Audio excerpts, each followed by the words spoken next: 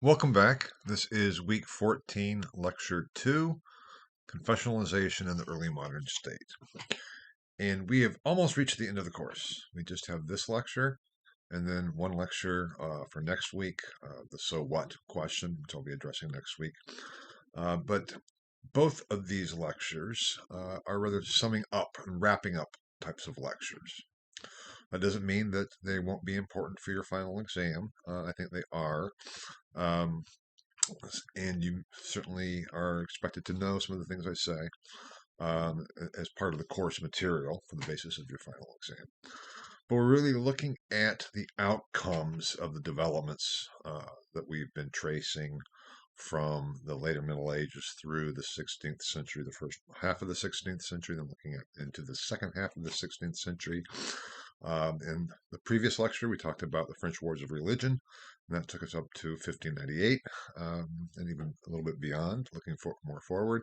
And we'll be looking at some of these developments too, as Europe unquestionably is in a new state, a new condition. Something has changed from the state that Europe was in, both mentally, intellectually, politically, culturally, socially, in, let's say, 1300. By 1600, it's radically different. And one of the things that historians do is look at historical change. What makes for historical change? How do we get from point A to point B in some ways? I mean, when we break it down, in some ways, on the surface, that's simple, but that simplicity of how we get from point A to point B is unfathomably complex. And it's almost a doomed task to be able to even identify what was Europe like in 1300. What are we meaning there? It's certainly not the same in the empire, and within the empire, it's not the same in every principality as it is in France. And in France, it's not the same as in every principality. It's very difficult to be able to say this is what Europe was like. How would we say what is the United States like in 2023? Then we can talk in broad terms, in terms of the politics, the economics, the culture wars, the social tensions, and such things, and that would give us some insight.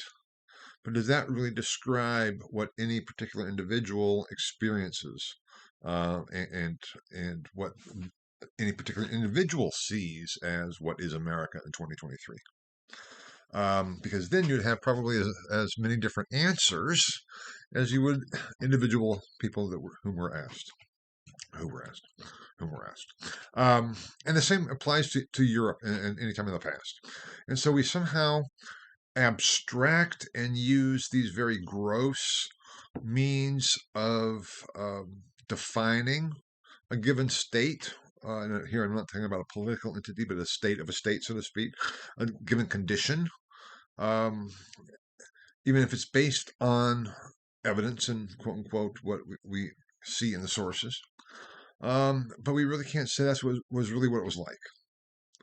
That gets to be a very difficult question. And then we try to say what changes.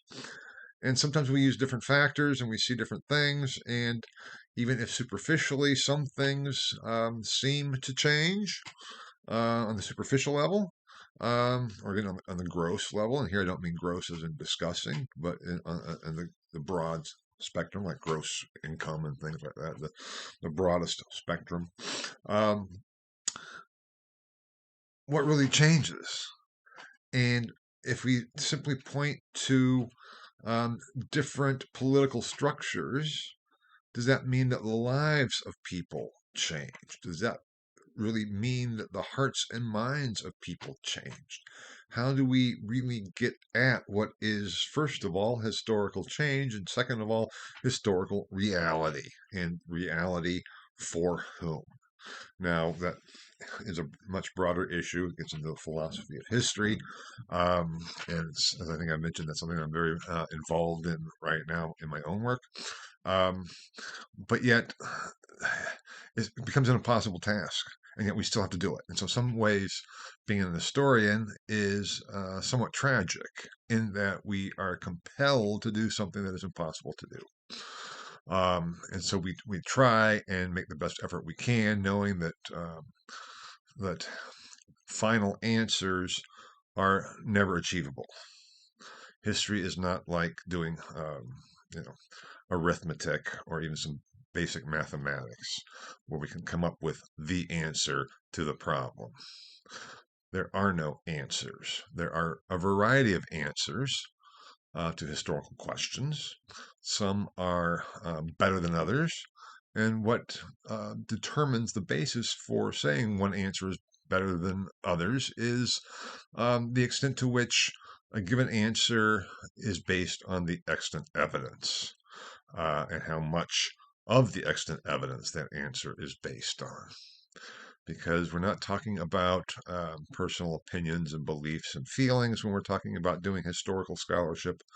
We're looking at what is verifiable to other scholars that can be proved.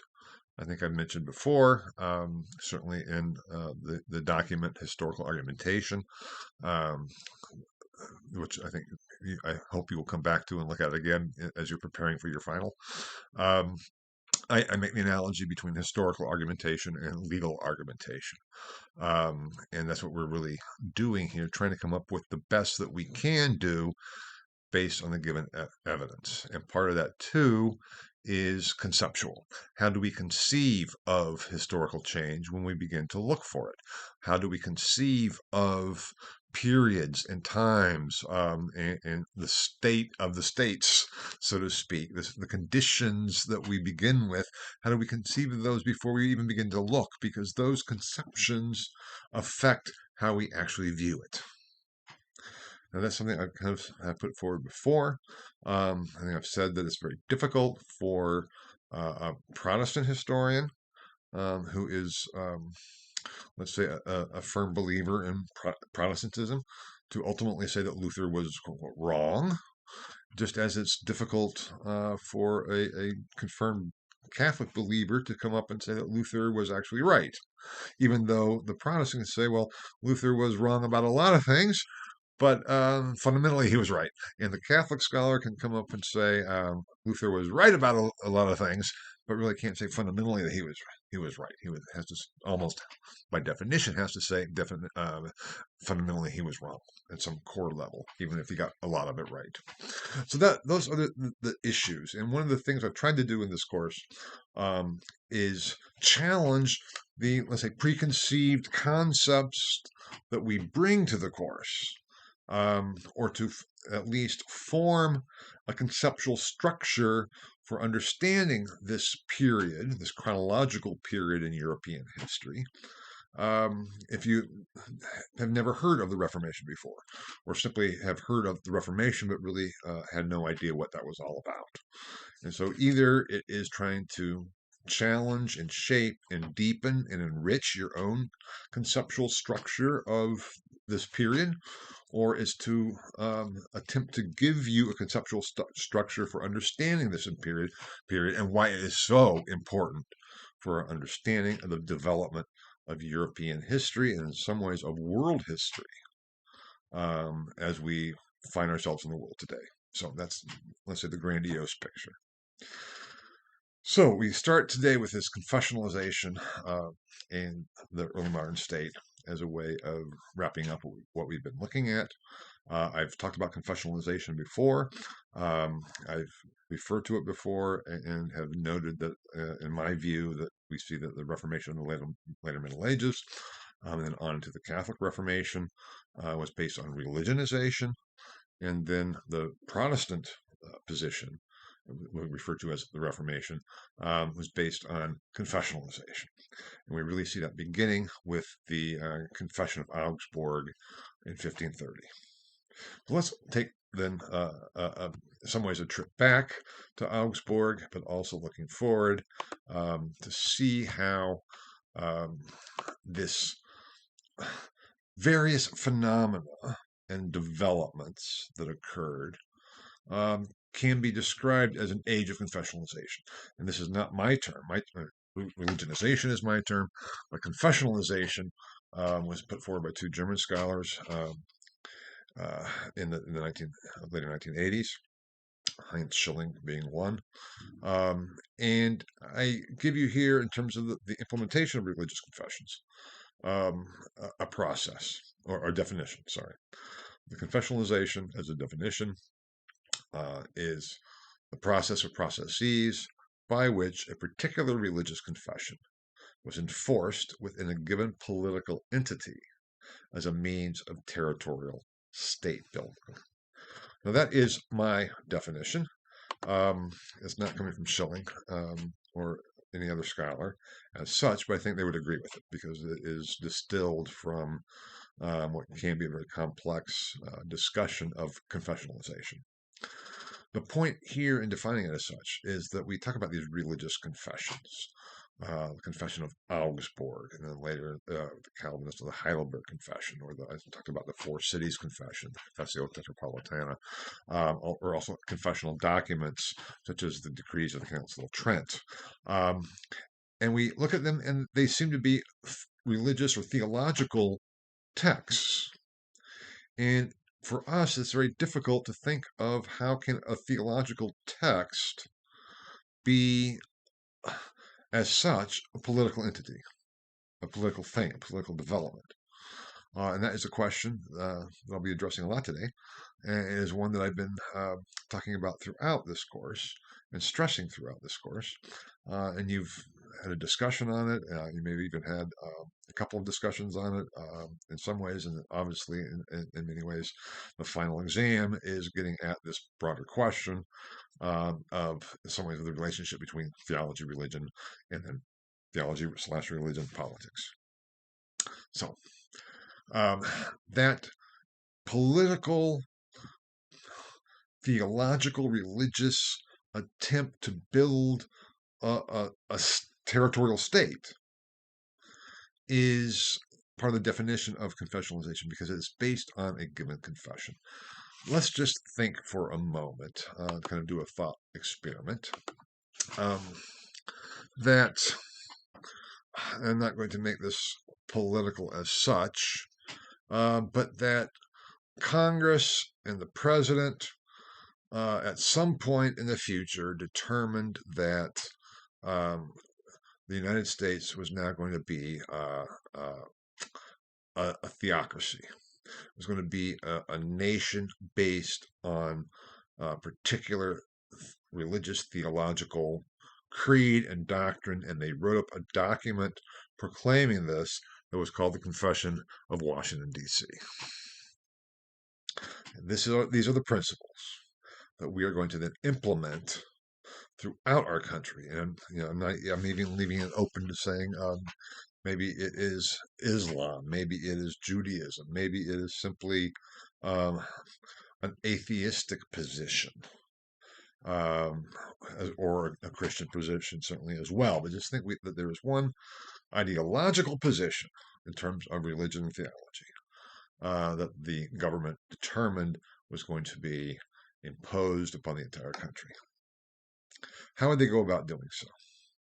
Actually implementing it. Might be one thing to get the vote passed through Congress and the president to sign it, but then what? It has to go through the states.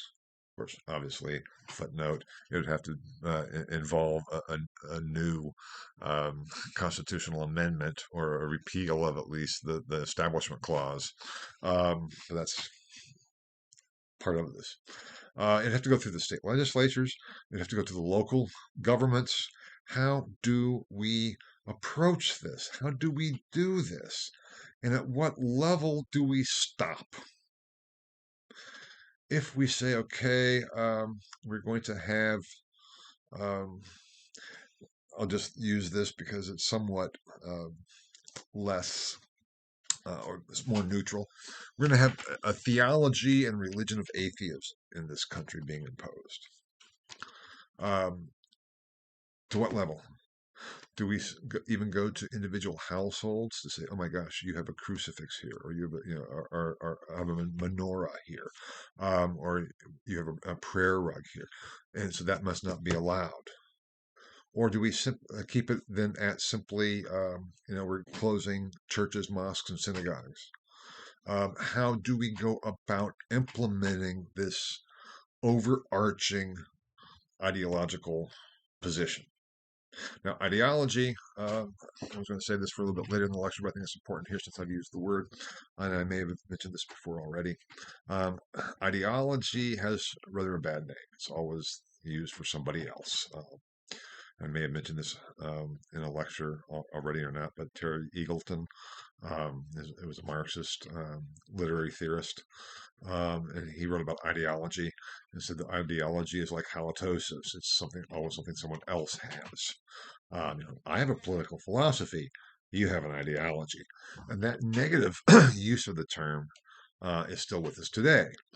But as I use the term ideology, in some ways, as it was originally coined in the 18th century, it was used to refer to the history of ideas.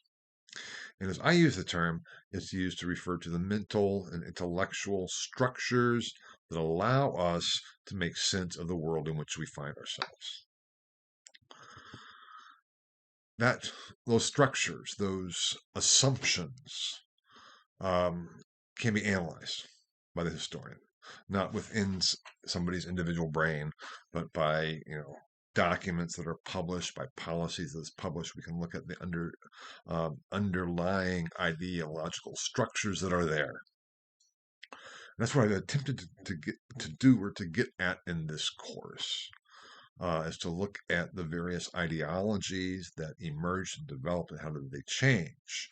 And that is really what it would be necessitated if in this country we decided to implement a confessional position throughout the country.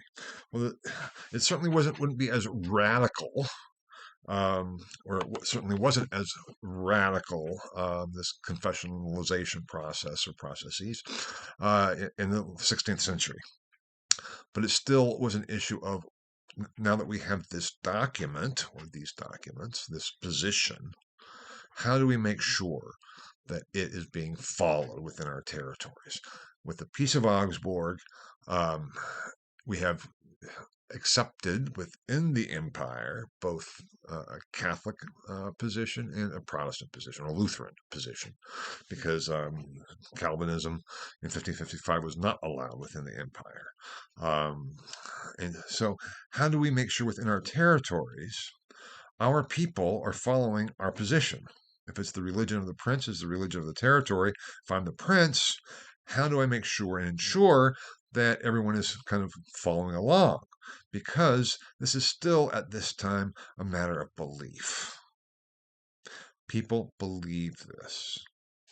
And I have up here too, in terms of implementation, religious confession, theology, and politics, which is another theme I've been stressing all along.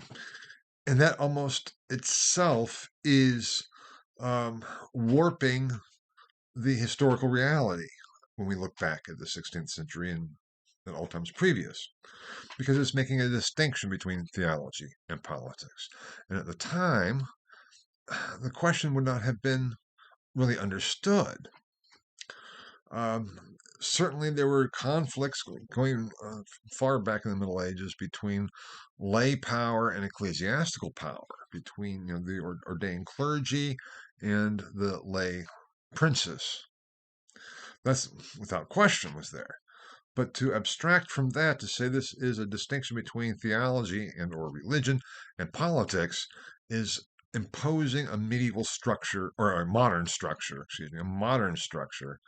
on the medieval and then on into the early modern, and almost until we get to modernity, into the past.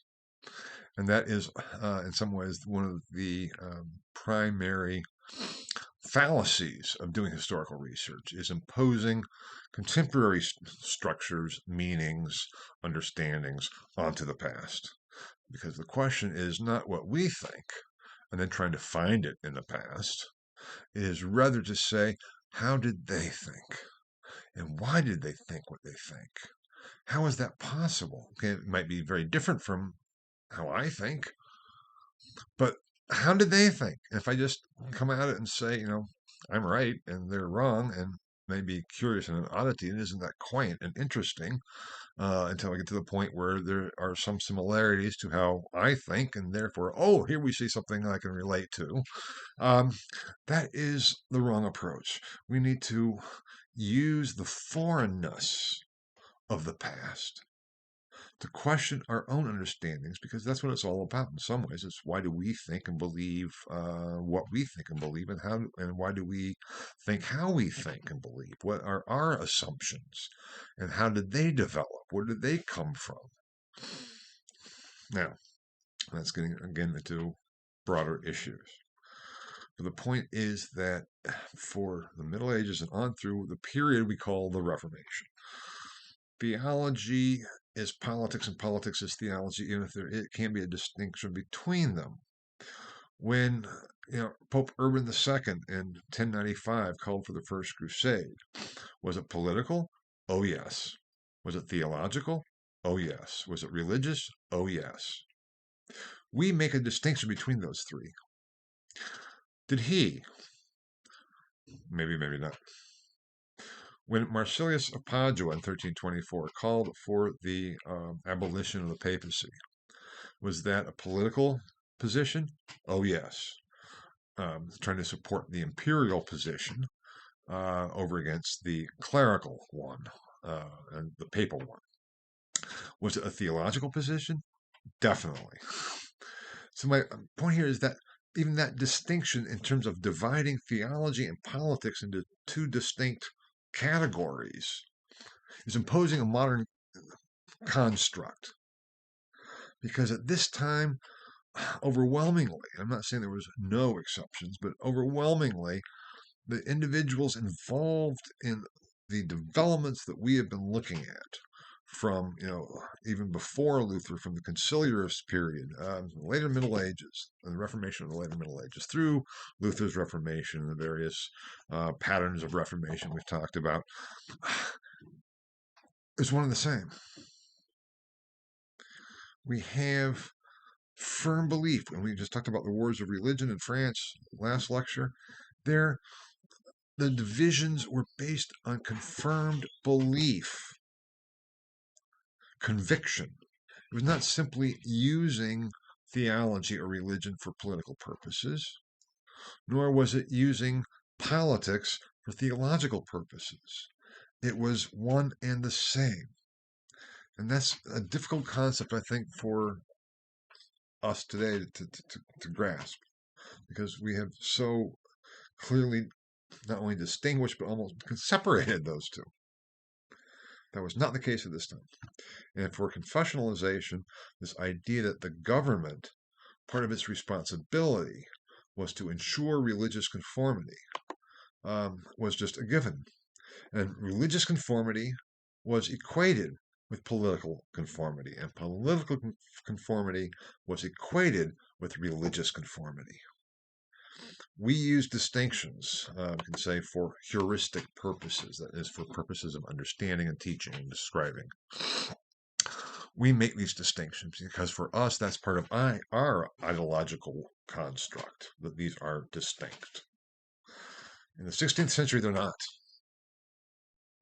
And what is happening in this period of confessionalization is Europeans have to come to terms with how do we deal with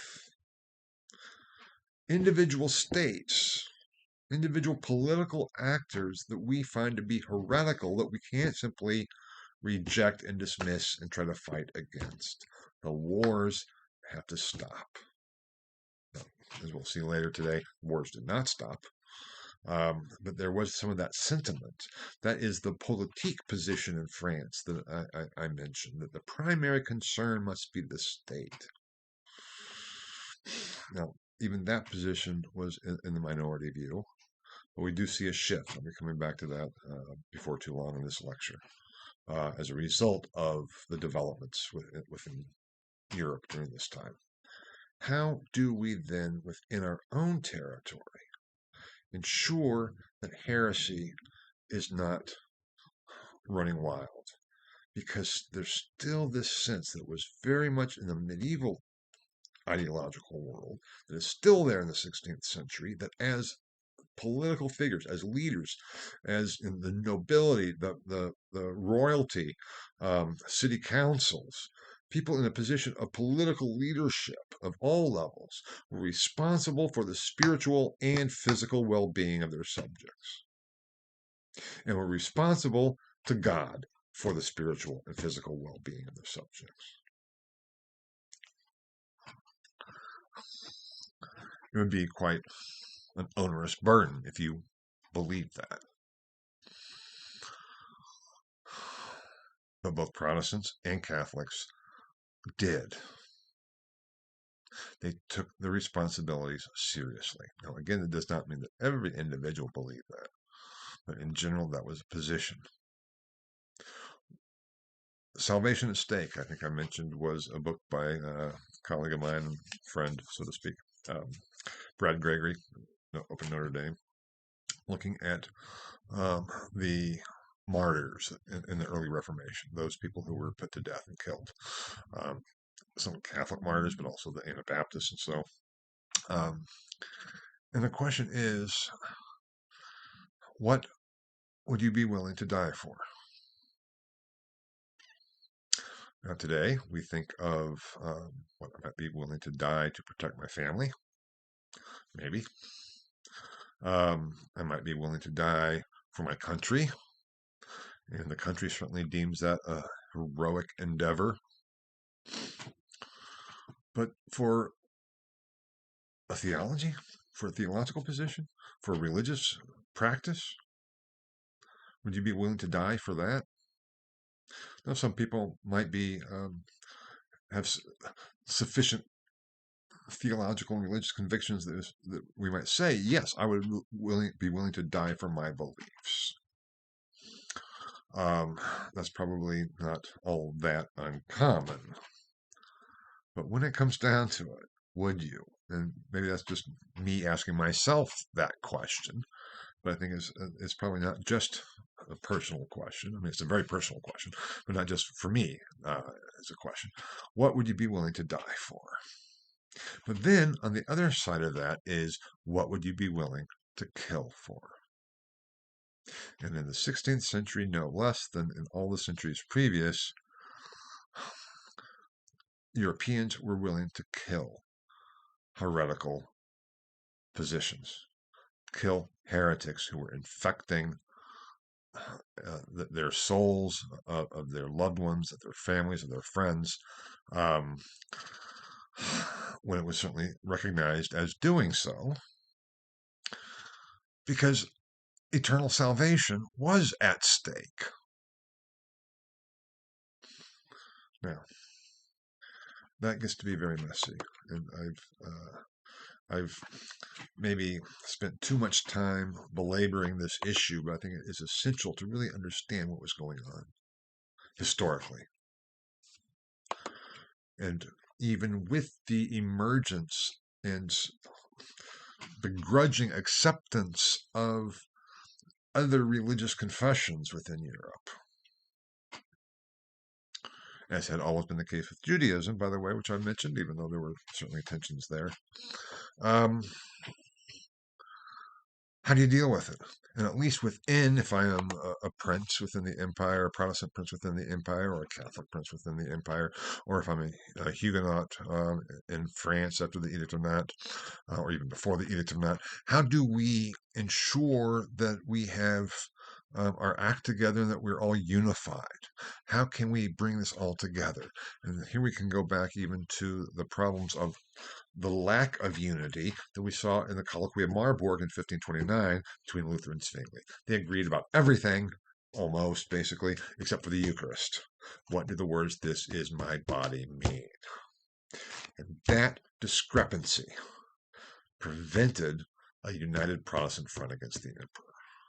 That is the impact at this point of theological belief, the religious belief, and political belief, which are all one and the same. Now, the instruments of implementing a given confession, which is then a written document or documents or a series of documents, becomes problematic. And once we have the beginning of this process of confessionalization, which begins with the Confession of Augsburg in 1530 and then just increases, we have then a growth of state bureaucracy to ensure religious political conformity. Political entities don't like rebellions. Rebellions are seen as inimical to the stability of the state. Even in our country, peaceful protests are one thing. I can't say the government or any single individual government likes protest. But at what point does a protest cross the line from being, a constitutionally guaranteed right to protest to being rebellious? And usually it's with the issue of violence to some extent or some level of violence. That rebellion is seen as that must be put down. It threatens the stability of the state. The same thing in terms of heresy, even though the stakes are far greater. At what point do we allow diversity of positions to undermine the uniformity that is essential for a functioning state? And that is that implementation and enforcing of conformity, at least in terms of adherence and obedience to the political leaders, and the laws, and to the religious confession. That is an issue. And we try to enforce conformity in terms of traffic laws. Not that they do necessarily a very good job, and there's some leeway there, but that's what they're about, that we have a set of traffic laws that everyone is supposed to follow for the good of the state, for the good of all the drivers, because if we didn't, it would be chaos. And so we impose and try to enforce rules of action to give some, even if the borders are maybe hazy, you probably get by driving 65 on 465, but once you go past 70, you're liable to get pulled over if a cop will see you there. And certainly if you're going 80, that's going to be even more problematic. Does that mean that people don't drive between 70 and 80 or even more on 465? Absolutely not. People do, and they often don't get caught. But the idea is that it's there. The structure is there, and the attempt to enforce conformity of driving practices is there. That is the instrument. Now, to do that, you need to have cops on the road. Now, that is the issue of state bureaucracy, the growth of state bureaucracy. Instruments of the state, of government control, to ensure conformity. I have up there the first line of this slide with the growth of state bureaucracy from visitations to state control. I talked about the visitations in terms of Luther and saying, okay, we're going to send out visitations. This is already in the mid-1520s or later 1520s to the evangelical parishes to see how we're doing in terms of transforming people's hearts and minds and what have they actually learned. That was the whole issue of Gerald Strauss's failure thesis, which I talked about and certainly talked about in my Luther and the Reformation of the later Middle Ages, that based on the visitation reports, the Reformation failed. At least Luther's endeavor failed, and Melanchthon's endeavor failed because it did not succeed in transforming the hearts and minds and intellect and levels of knowledge of its flock, so to speak. It'd almost be like saying, okay, let's evaluate the effectiveness of teaching an IUPUI. Even we can say in the history department, we can even say in my courses, what is the effectiveness of my teaching? Well, let's look at student grades. Oh my gosh. people get A's, people get B's, and then a lot more people get C's. And then there are a significant number of people who either withdraw or get D's or F's. No, that's not an attempt to scare you. And actually, I think I usually have more A's than I have F's, but it still would be like saying, "Oh my gosh, you're failing. You're failing to teach." Because if you're being successful, everyone should get an A. I would love it if everyone got an A. And I often have told my students, I will give everybody an A if that's what you earn, and I will give everyone an F if that is what you earned. And I don't grade on the curve because I think everyone should have the opportunity to get an A. And a curve actually technically means there's only a certain percentage will get A's. Anyway, that's another matter. And we can, if you have questions about that, ask me. I will. But that's would be the an analogous means of evaluation to the visitation reports, because what they report are the negatives. They don't even report on all the positives. They don't say, these number of people got it perfectly, i.e., the A. They're not even reporting the A's; they're just reporting the D's and the F's. And then on that basis, saying, "Oh my God, we failed." Now, again, if you have questions about the grading, I'll probably address some of this again in terms of the grading and grading policy as we look towards the final and preparing for the final more in the next lecture, the last lecture. Anyway, I wanted to bring this up here because this visitation reports, that's how they could judge to see, are they being effective? In some ways, it would be like taking a poll. Let's go out and take a poll. Are our ideas, our political ideas getting across?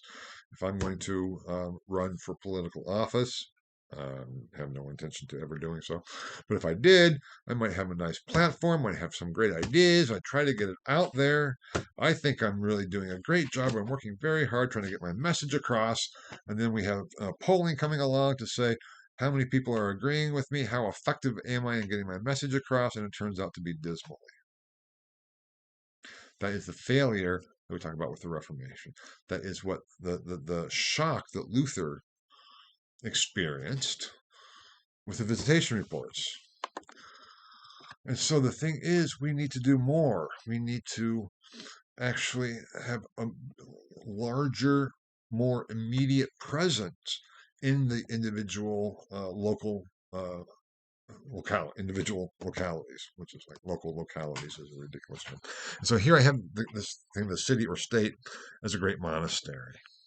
Because the visitations that I think I mentioned actually came from the monastic tradition. And Luther was responsible for visiting and overseeing 11 Augustinian observant monasteries.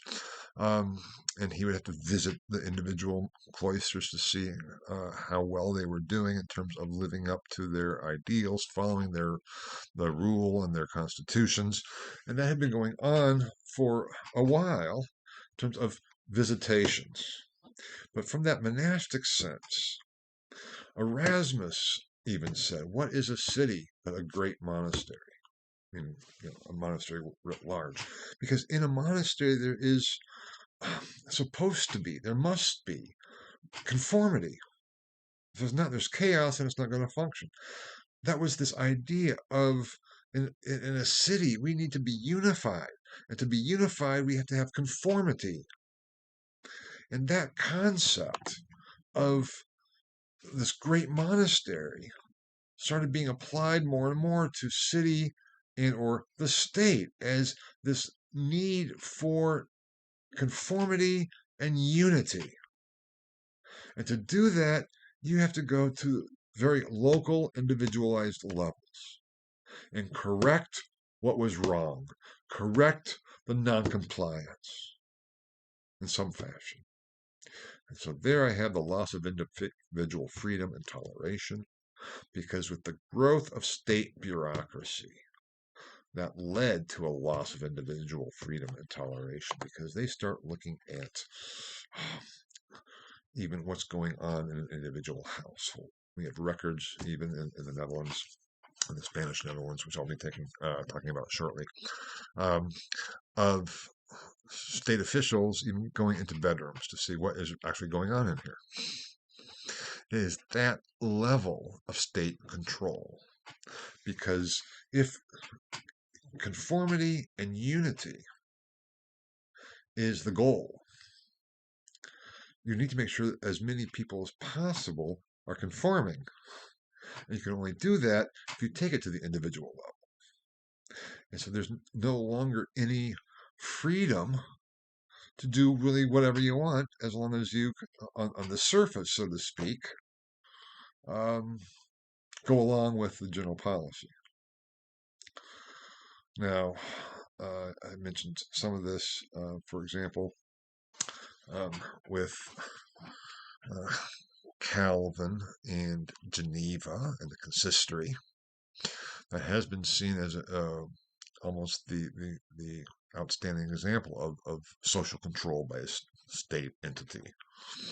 And that was somewhat held up as an ideal to enforce with discipline religious political conformity. I think I mentioned the case of one individual who was banned and exiled from Geneva because he was overheard criticizing the consistory and the company of pastors.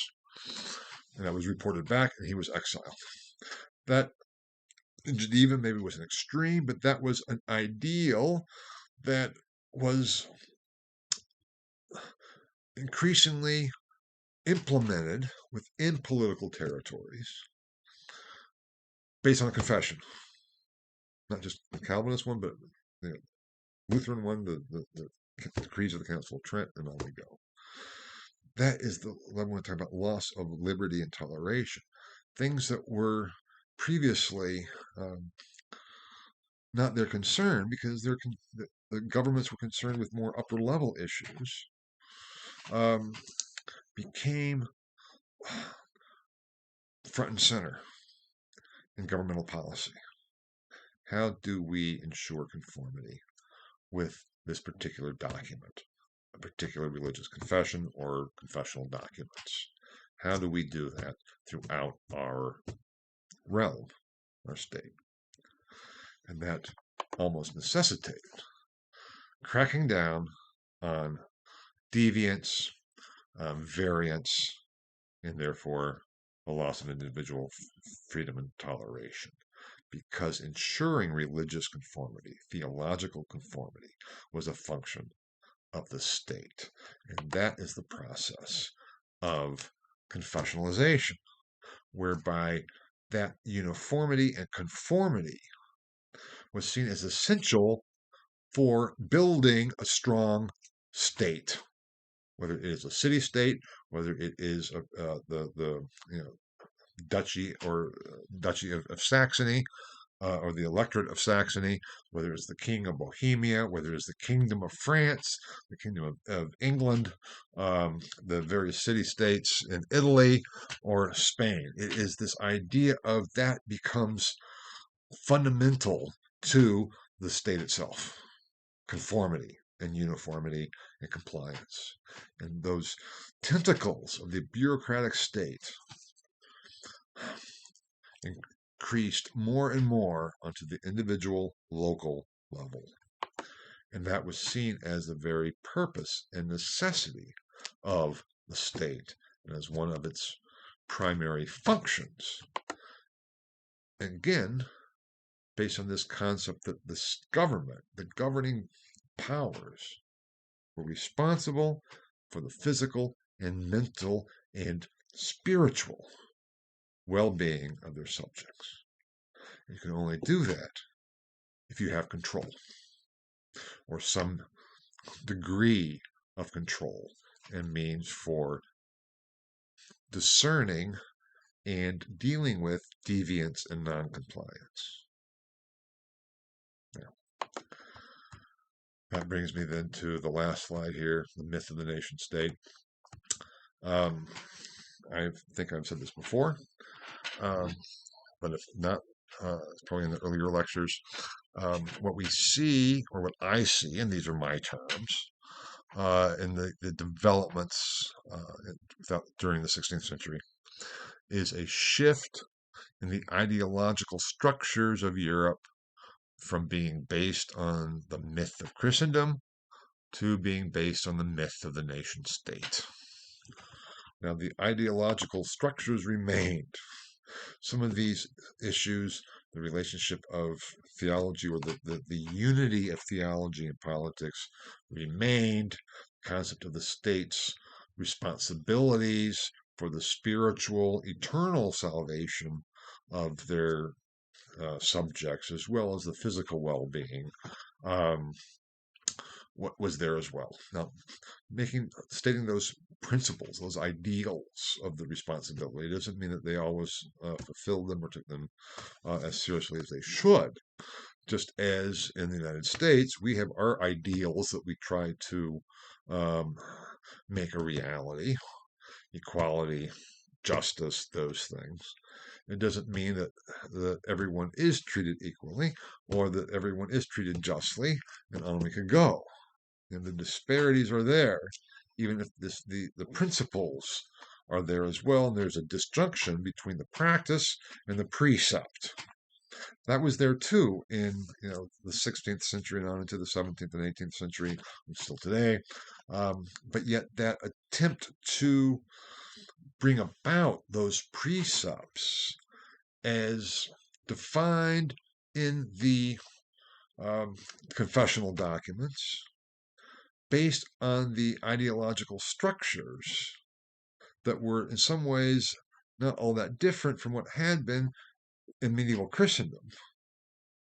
But yet the goal and the purpose of the overarching means for realizing that was no longer Christendom as such, but the nation state. Because why? We now have differing religious confessions. Medieval Christendom is just Christianity. What transpires in the 16th century is the necessary acceptance in some fashion of differing confessional states. Not that they were seen as, okay, whatever you want is fine. They were still seen as heretics. They were still seen as probably going to hell. But it's like, we have to live in this world anyway.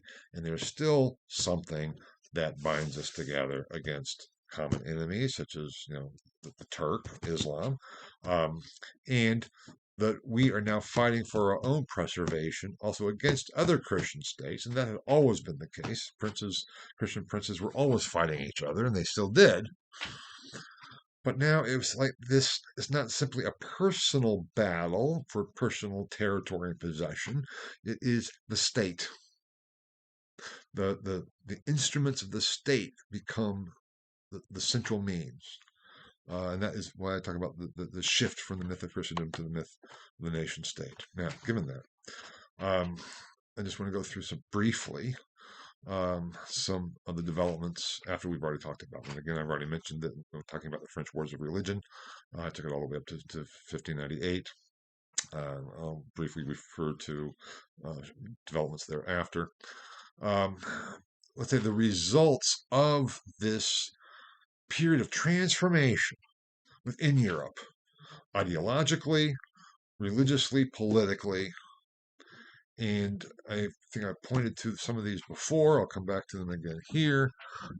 Within Europe as such, even though we have the Peace of Augsburg in 1555 and the Edict of Nantes in 1598, war breaks out again in 1618 with what's been called the 30 Years' War, which has also been referred to as the first genuine world war, at least for Europe. And also, by this time, we have colonization going on. This is age of exploration of the New World. And so the wars can be fought, European wars can be fought on a global scale. I mean, not that much, but we're getting to that point. But the 30 Years' War, almost all of Europe came into it. In some ways, it's been argued that it began as a war of religion, because within the empire, Calvinism was excluded. All of a sudden, there began to be significant factions of converts to Calvinism, who were also then princes, and they wanted to have the political, legal right to be included in that solution of the Peace of Augsburg. They had alliances with other Calvinist states and powers, and that then brought almost all of Europe into a state of war. And supposedly it ended simply as a war for individual states and territories. It was a horrible war and a bloody war, and certainly it was not the war to stop all wars, because wars have never stopped, even if the reasons for them have shifted and changed over time. We haven't figured that one out as human beings. With England, and I mentioned and talked about after the death of Elizabeth in 1603, we have the succession to the throne of James I of England, James VI of Scotland, and the beginning worries of a revived Catholicism in England. That just continued then with Charles I. And we have the English Civil War that broke out from 1651 to 1653. And that then led to Thomas Hobbes, who lived through the English Civil War, who lived through these upheavals. And Thomas Hobbes, if you haven't heard of Thomas Hobbes before, was the founder, let's say, of what's called social contract theory and of English absolutism. 17th century is seen as the age of absolutism. My view of it is that the theory of absolute government that we see emerging in France and in England particularly in the 17th century and on to the 18th century was just a secularized version of the medieval papal theory, because we have papal absolutism arising and developing and emerging in the course of the 13th and on to the 14th century, even if it was never realized practically. Theoretically, it was certainly asserted, and it was asserted all the way back with Pope Gregory VII in 1075. But it became more of an issue for the papal position over against the imperial position. But in the 17th century, it's not an issue of the papacy. It's an issue of secular governments, lay governments. That's why I say secular. I'll come back to that at the end of all of this. Lay governments asserting their absolute authority. And there's very different views of that. French absolutism and English absolutism are extremely different. With Thomas Hobbes, his great work, The Leviathan, published in 1653, I think it was. Or was it 1651? Maybe the Civil War. I'm sorry, I may be getting some of my dates wrong there, because I thought it was after the Civil War. But then I'm pretty sure it was 1651 that Hobbes published the Leviathan. So maybe the Civil War was 49 to 51. Sorry about that. I should have checked on that before I got myself into this. Thomas Hobbes argued that in a state of nature, this was his great thought experiment, in a state of nature where every individual has their own sovereignty, complete individual freedom, no laws, no government, that life is nasty, poor, brutish, and short, because it's the survival of the fittest. And if I want something, I can just go and take it if I'm stronger than you. So that is not a condition that anybody would want to live in. So what humans do, or did, is get together for their own protection, their own self-interest, and form a state. And they give up their individual sovereignty to the state to ensure that everyone is provided for and protected. You can no longer just go out and kill somebody if you want the loaf of bread that they just made. You just go and take it and kill them. So what? I mean, in the state of nature, in Hobbes' view, there's nothing to prevent you doing that. And so we humans create a state to restrain human violence, to make life more livable, to make life less nasty, poor, brutish, and short. That means that state, once individuals give up their sovereignty, they can't ask for it back. And that state is an absolute state. Now, religiously, Hobbes has been called an atheist. He certainly was not. And there's been some more recent scholarship that has pointed that out. Um, but he did argue this. He says, in terms of your individual conscience, you can believe whatever you want to believe. It's not a problem. But you must conform to the state religion. You must, in England, follow the Church of England. Doesn't matter if you believe it or not, you must externally conform. That is still getting at this issue of the state being a religious theological entity as well as a secular entity. And for Hobbes, it's one and the same. And religious conformity was essential, even if there was with Hobbes at least a theoretical possibility of the freedom of individual conscience. That is kind of a beginning. So that is what then set England on its path. Also in terms of aftermath of the 30 Years' War.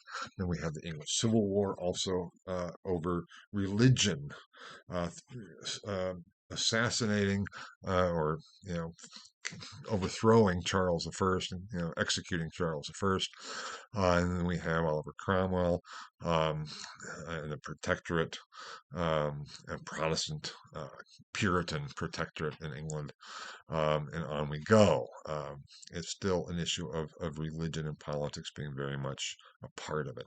Now in France, we left off with France with the Edict of Nantes, basically Henry IV. And from Henry, we start to see that politique position of the state coming to the fore, even if Henry did have some level of conviction in his several conversions. But we begin to see the emergence of what would later be referred to as French absolutism, which was still based on the divine right of kings, which is actually a very medieval concept, where the king is the ruler for God, and the king is ruling for God on earth. And then with Henry's assassination in 1610, his son Louis the 13th comes to the throne, and then Louis the 14th, and the Sun King, and his statement, "I am the state." To the point that then in 1685, Louis says, a state can only be based on one king, one law, and one faith. And he revokes the Edict of Nantes. So it was no longer legal to be anything but Catholic in France after 1685. That, too, is just the ongoing workings out of the developments that we've seen in the course of the 16th century. In the German territories, in the empire, we have decentralization. Whereas in France and England, those have become centralized states. Both in the empire, we still can't talk about Germany. Germany doesn't become a state as such until 1871, the unification. Italian, Italy, the same thing. And about the same time, I forget exactly what the unification of Italy, the date thereof is, but it's later 19th century. These are independent, decentralized states, whereas where there is then diversity within the individual principalities. Is there war? Well, there certainly was the 30 Years' War in the empire that I mentioned. In Italy, it is pretty much Catholic as such.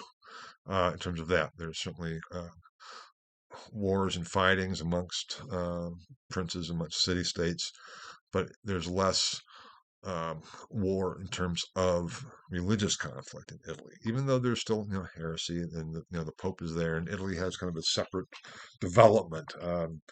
And in some ways, I'm going to throw this out, and it could be slapped down and said that I don't know what I'm talking about, and that would be absolutely correct. But in some ways, there's less change in Italy than in some of the other territories, because they didn't have that religious conflict. There were controversies, there were arguments and discussions, and I mentioned the reforming parties and stuff, but there was no Protestant state that I'm aware of within Italy. There's no Protestant city-state within Italy. They were all there, together. Now, that doesn't mean that they simply follow whatever the Pope has said, but that union of the government and religion is still very much part of Italy. I mean, if you've ever gone to Rome, it's a very different sort of religiosity than anywhere else in some ways. Right? I mean, through Italy as such, but especially in Rome. When I first went, I don't know if it's still there or not, there was, the Banco di Santo Spirito, the Bank of the Holy Spirit, which for us would say, well, what? You can't have the Bank of the Holy Spirit. That's a contradiction in terms, but in Italy, it works. Yeah, hey. That's Italian spirituality, let's say, for you. So that's kind of an oddity that doesn't apply in England or France or the Empire or in Northern Europe. But there's still this decentralization. And then we have the golden age of Spain and the Netherlands. I think I mentioned that after Charles V abdicates in 1555, he has his brother Ferdinand become emperor, and his son Philip becomes king of Spain.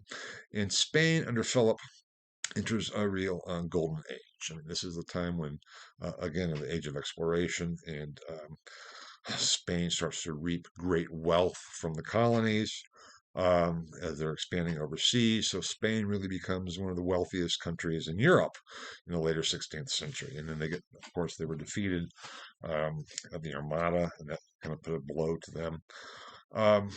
So we talk about the golden age of Spain being the second half of the 16th century. Um, Also, a thoroughly Catholic country based on a confessional position. I think I already mentioned when I talked about the Inquisition and the Counter Reformation. That Spain was the first to institute an Inquisition back in 1478. And so there's already this sense of attempts by the crown, by the monarchs. Of course, 1478 it's the Union of Castile and Aragon.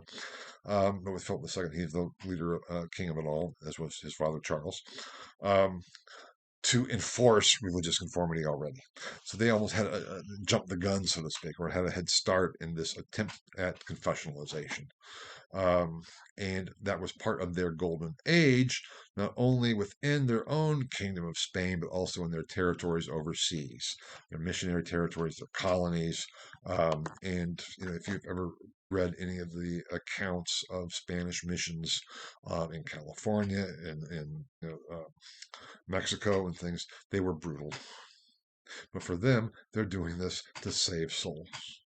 And we think, how can that be possible? How can they put that together? In some ways, all of medieval and early modern Europe were cultures of contradiction. They seem to us. To us, they say, how can they put these two things together? Because for us, they're completely separate. If you're trying to convert somebody out of love and concern for their eternal salvation, you don't enslave them and brutally murder them. For the Spaniards, that's part of it, and that's part of it. It doesn't mean that they are using theology or religion for their own conquest. It just means that they have a sense of this relationship that we don't quite understand in our modern contemporary ideological positions.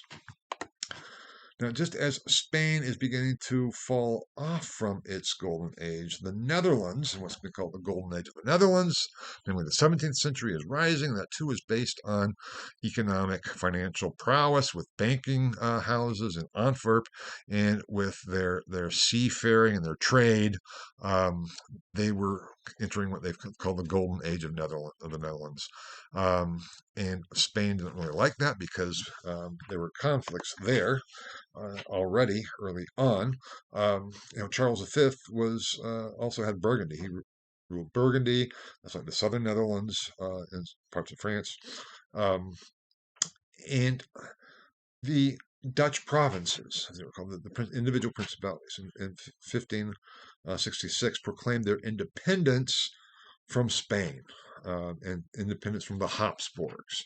If we remember that Charles V was a Habsburg, and then that branch of the family gets split between the Austrian Habsburgs under Ferdinand, and then the Spanish Habsburgs under Philip II. And Philip II inherited the Charles's territories in the Low Countries, in the Burgundy and the Low Countries. The United Provinces formed, where they formed They still had dukes and things, but they didn't have a king. They formed a republic, their Dutch Republic, and they threw off the rule of the Spanish, except those southern parts of the Netherlands, which we think of parts of Belgium, um, Brabant, in the south of the Netherlands, which are still dominantly Catholic, remained under Catholic control. So we have what's called the Spanish Netherlands, and we have then the United Provinces. And they only became unified in the 18th century. But this war, also called the 80 Years' War, from 1568 till 1648, as a result of the end of the 30 Years' War, when they finally settled the issue. The United Provinces of the Dutch Republic were able to proclaim their independence from Spain, and they were also fiercely Protestant territories, with the influence of the Calvinist influence in the Netherlands. Southern Netherlands, still today, is more predominantly Catholic, but the north is overwhelmingly Protestant, Calvinist. And that was really what then fueled their growth to their golden age, was this political unity of the United Provinces, the Dutch Republic, that also had a single confession, the Calvinist confession of the Calvinist Institutes, and then the Heidelberg Confession. And I think there were specific Dutch confessions as well. And so that is where kind of that led. And so if we look at the various countries of Europe, and I haven't talked about other countries, I haven't talked about the Scandinavian countries, change was significant from what it had been just 100 years previous. In some ways, this is a period of immense and rapid change. And one of the things we see is that so much of this was driven by what scholars call the Reformation. I have up there the last point, the secularization of the state. That is getting at still this distinction between theology and politics, which, as I started out by saying in this lecture, is a more contemporary distinction that we then impose on the past. So is the distinction between the Reformation and its impact. What did the Reformation affect? What do we mean by that? Do we talking about Protestantism, or are we talking about Lutheranism? What form of Reformation? Simply breaking from Rome? What constitutes Reformation? That is, in some ways, why the textbook that I suggested you get and read, along with the lectures and the assigned readings, Lindbergh's The Reformations of Europe, he uses the plural. We can talk about Reformation Europe as a chronological period, but within that, the Reformation is not a single thing that then we can see playing itself out in various ways, even though I've even fallen into that trap somewhat, subconsciously, talking about patterns of Reformation. There are different Reformations going on, and we can't say it's simply theological, or we can't say it's simply religious, or we can't say it's simply political. It is one and the same. And that is what is being changed. And that's why I went through some of the later developments to say that is still there in the 17th century. This concept of religion and the state. In some ways, Louis XIV got it right and just simply articulated a principle that had been there since the emergence of Christendom in the course of the 7th, 8th centuries. One law, one king, one faith. That was the concept. So if you talk about the secularization of the state, what do I mean? Today, the term secular and secularization almost refers to something that's very different from how I'm using it here and what it meant at the time.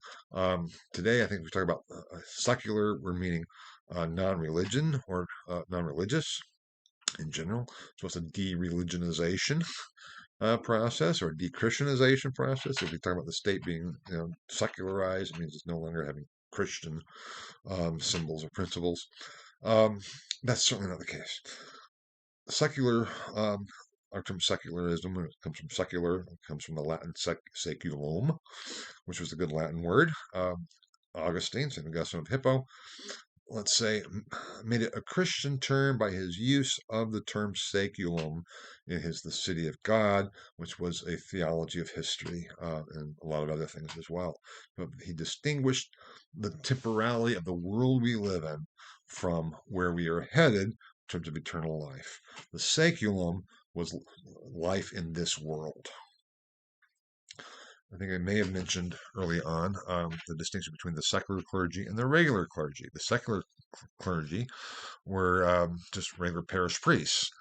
The regular clergy were members of a monastic order, or those who followed a monastic regula or rule. Regula meant rule, and those who followed a rule were regulars, because they were following a rule. And secular simply meant not following a monastic order, monastic rule.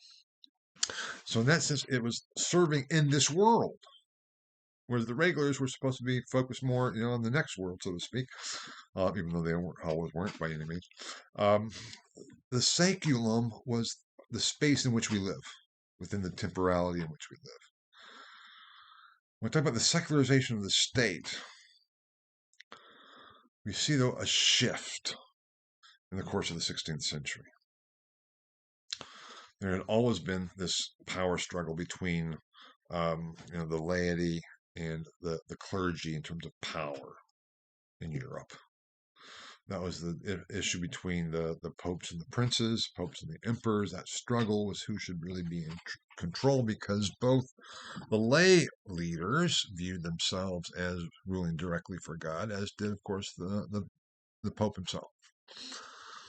And so for the pope, I think I have referred to this too, the issue was we really should have a church state, being led by the clergy.